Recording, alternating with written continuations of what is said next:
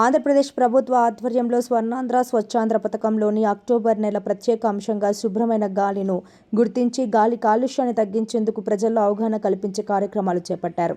కాకినాడ ఆదికవి Nannaya MSN క్యాంపులో భాగంగా అన్ని ఉన్నత విద్యా సంస్థలు తమ క్యాంపస్ మరియు పరిసర ప్రాంతాల్లో క్లీన్ ఎయిర్ క్యాంపెయిన్ను నిర్వహించాలనే ప్రభుత్వ ఆదేశాల మేరకు ఆదికవి నన్నయ్య విశ్వవిద్యాలయం ఎంఎస్ఎన్ క్యాంపస్ కాకినాడలో ఎన్ఎస్ఎస్ యూనిట్ 1 మరియు 2 ఆధ్వర్యంలో ఈ కార్యక్రమం నిర్వహించబడింది. ఈ కార్యక్రమానికి NSS programme officer doctor M Sridevi ఆధ్వర్యంలో విశ్వవిద్యాలయంలోని అధ్యాపకులు, విద్యార్థులు మరియు బోధనేతర సిబ్బంది పాల్గొన్నారు. డాక్టర్ కె హరిబాబు ఈ సందర్భంగా ప్రభుత్వ ప్రధాన మార్గదర్శకాలను వివరించారు. ఎన్ఎస్ఎస్ వాలంటీర్లు గాలి కాలుష్యంతో వచ్చే ఆరోగ్య సమస్యలు, వాటి నివారణ పద్ధతులపై, మాస్కులు, కాలుష్య పరిసరాల్లో జాగ్రత్తలు మొదలైనవి ఒక అవగాహన నాటిక ప్రదర్శించారు.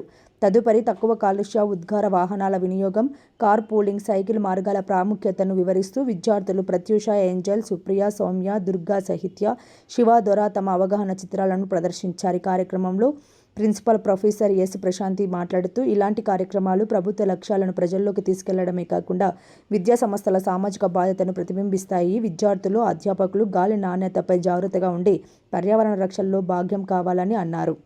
పర్యావరణ రక్షణలో భాగస్వాములు అవ్వాలని తెలిపారు. కార్యక్రమంలో M Pochaiah, doctor L Madhukumar, doctor Joseph, Stephen తదితర అధ్యాపకులు, ఇతర సిబ్బంది పాల్గొని శుభ్రమైన గాలి, ఆరోగ్యకరమైన ఆంధ్ర ప్రతిజ్ఞ చేశారు. కాలినడకన లేదా సైకిల్పై క్యాంపస్కు వచ్చి స్వర్ణాంధ్ర స్వచ్ఛాంధ్ర లక్ష్యానికి మద్దతు తెలిపారు.